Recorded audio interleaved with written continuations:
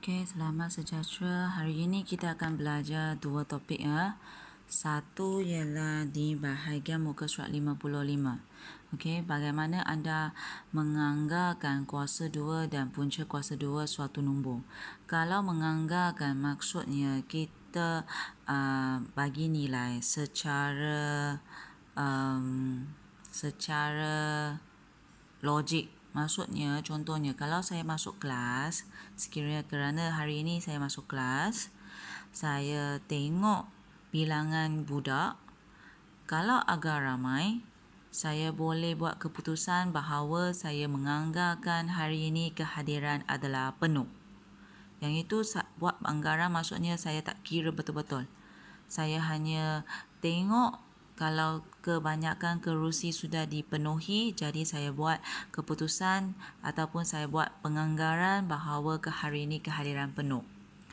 Kalau saya masuk kelas tu, saya nampak banyak kerusi tidak dipenuhi, jadi saya pun boleh buat anggaran bahawa saya kata okey, saya tengok hari ini kehadiran teruk ya. Okey, hanya 10 ataupun belas-belas je orangnya. Okey, maksudnya saya tak kira. Okey, saya hanya buat anggaran sahaja.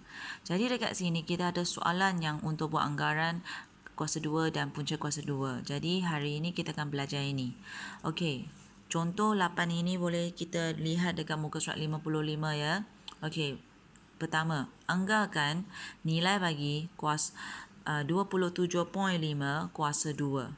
Okey, kalau kuasa 2, kita sudah buat kuasa 2 sehingga kuasa 20 kuasa 2 kan. Okey, kalau untuk soalan begini, penganggaran dia adalah kalau kita susah tanpa dengan kalkulator, kita susah nak buat anggaran ataupun mengira nilai yang mempunyai perpuluhan ataupun pecahan. Jadi dengan cara buat anggaran, kita boleh lihat nombor ini sebenarnya duduk dekat mana. Okey, kalau boleh perhatikan dengan penyelesaian dia, 27.5 adalah antara 20 dengan 30. 20 dan 30 adalah nombor yang kita senang nak buat pengiraan. Okey, jadi kita masukkan dalam sini.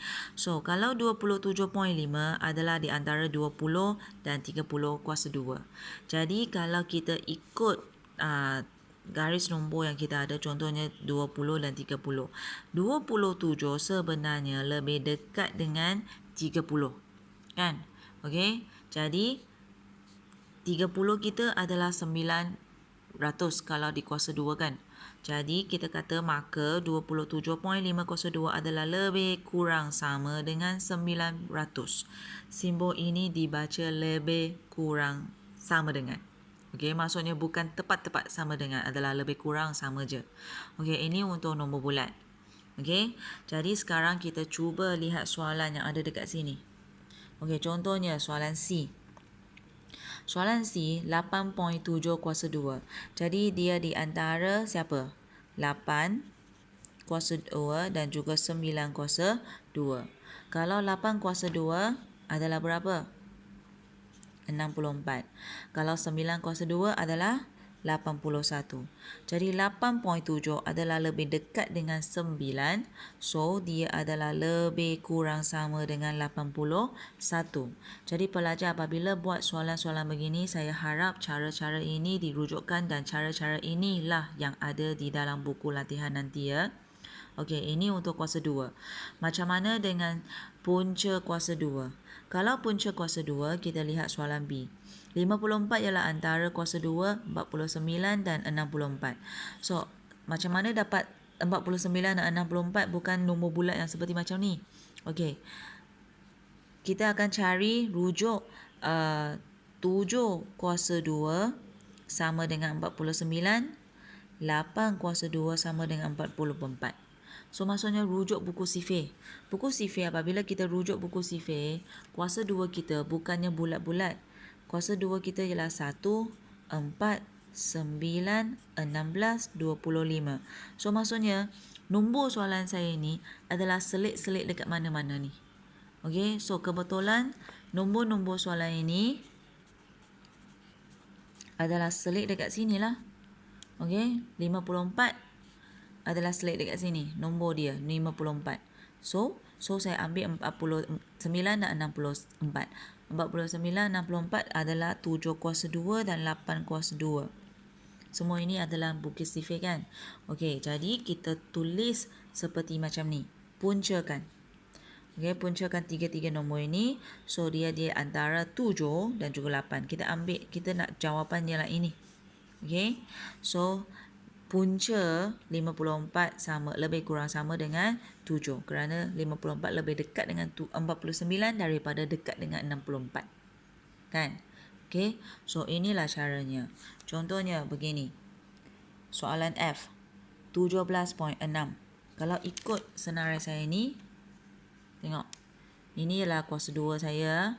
Okey, 17.6 adalah dekat dengan mana? Ya, dekat dengan 16 dan juga 25. So, balik ke sini ya. 16 dan 25. So, 16 dan 25 masing-masing ialah 4 kuasa 2 dan juga 5 kuasa 2. So, 17.6 dekat dengan 16 ke dekat dengan 25? Okey, dekat dengan 16. Jadi, jawapan saya adalah lebih kurang sama dengan 4. Okey. So, nanti cara ini pun akan anda tunjuk dalam buku latihan nanti ya. Okey, tulis ayat-ayat semua ini. Okey, bukannya buat simple seperti cikgu. Cikgu dah tak ada tempat kan. Okey. So, inilah tajuk pertama yang kita akan belajar. Nanti saya akan bagi kerja dalam latih diri ini. Okey, sekian, terima kasih.